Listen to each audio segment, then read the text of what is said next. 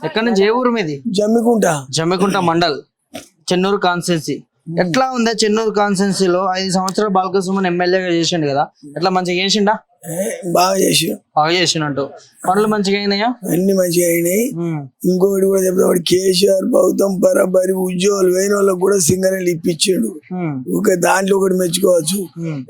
మళ్ళీ తెలుగుదేశం మనకు ఒకరు ఉండేవాళ్ళు చంద్రబాబు నాయుడు, అప్పుడు ఉద్యోగాలన్నీ పోయినాయి, అందరు పుచ్చగాళ్ళు అయ్యారు, బాయిలన్నీ కూడా బంద్ అయినాయి. కళ్ళి మొన్న మళ్ళీ గెలిచినాక పక్క తెచ్చి పెట్టాడు. కాంగ్రెస్ తలుసుకోవాలంటే ఆశ కాదు, కాంగ్రెస్ అసోంలో మంచిదే, అట్లా అది వాస్తవ ప్రకారం. మళ్ళీ కేసీఆర్ పక్క గెలిచిన పోరి. మరి కాంగ్రెస్ నుంచి చంద్రబాబు శిష్యుడు రేవంత్ రెడ్డి వస్తుండగా మరి ఎట్లా ఉంటది సార్? రేవంత్ రెడ్డి మొన్నడు మొత్తం కోమరెడ్డి ఏ జమాల నుంచి ఉన్నాడు, పోటీ చేస్తే వాళ్ళకి ఇవన్నీ ఎందుకు అవన్నీ.